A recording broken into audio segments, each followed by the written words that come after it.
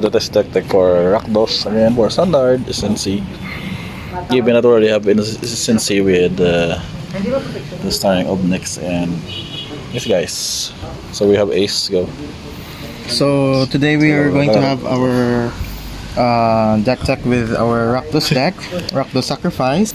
So this is the deck that we used for this week's tournament. Standard.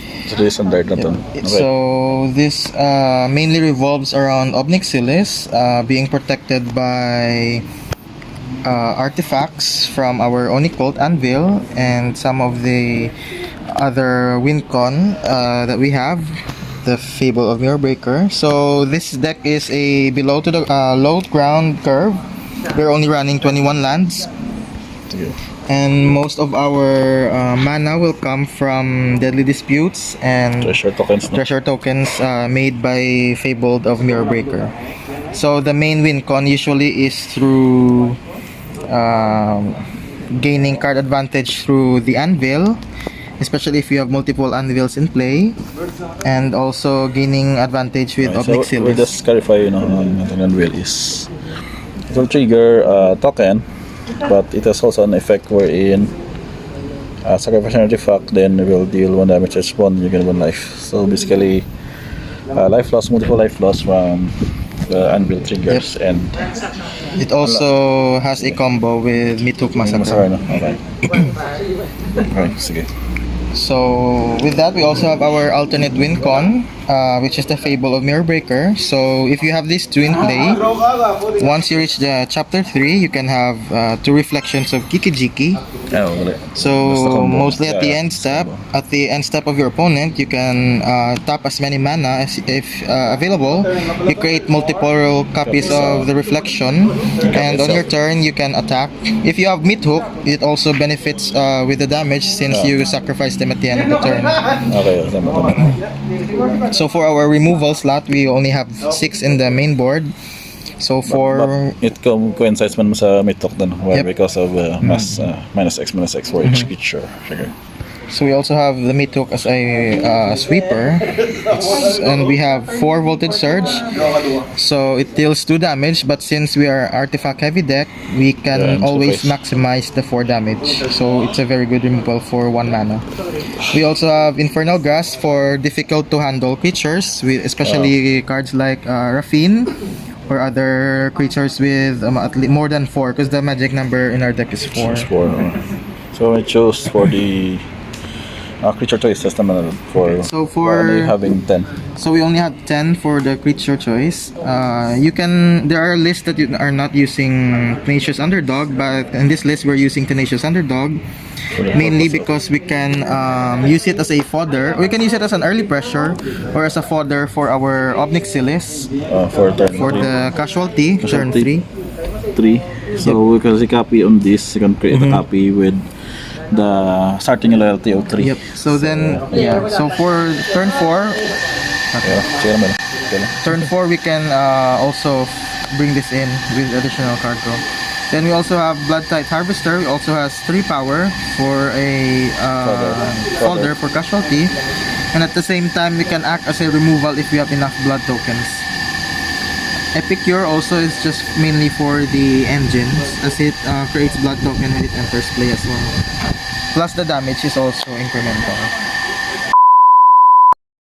3 go.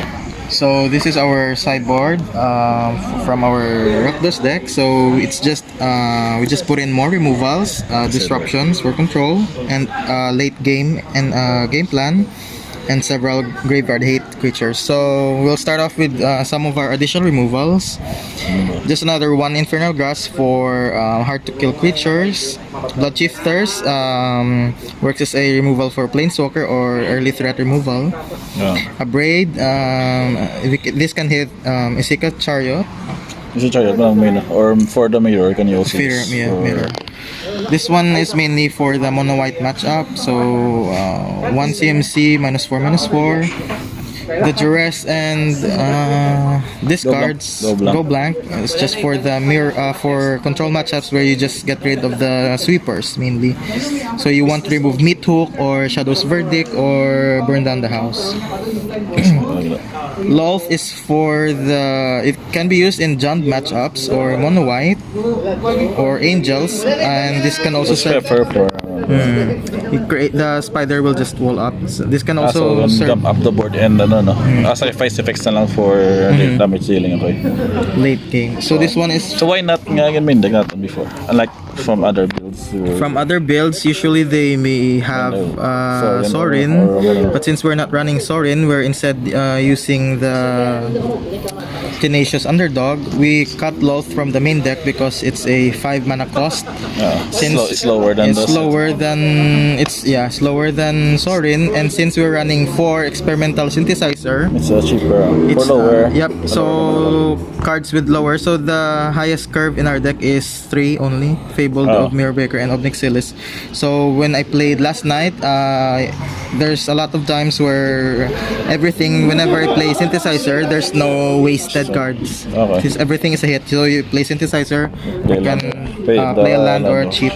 Spells, Cheap, okay. yep. This one it is mainly for our special tech, so I actually would like to cut them actually. We should Which of the two? Sa Predator or sa... Predator. Because since this one we kind of like wanted this as a graveyard hate, and at the same time it can body up, especially in some other giant matchups. For Angels, so you can do as a blocker na sa babaw. But the problem is, it's 4 to cast 3/3 costly, and actually it's decent versus John matchup since only spot removals na wala na. as it can't be killed by spot removals most of the time, but it can only be killed by Meat Hooks. So I think it's I don't know, maybe it can You can stay. have this one. This one is also good for control and mid-range matchup since it's hard to remove with ward. You can gain a bit of advantage, and as well as it also has a graveyard hate. And when it enters the battlefield, like so if they bounce, there's still effect kung they might bounce, diba? Okay. Okay, so we're all naman na itong sideboard nga, so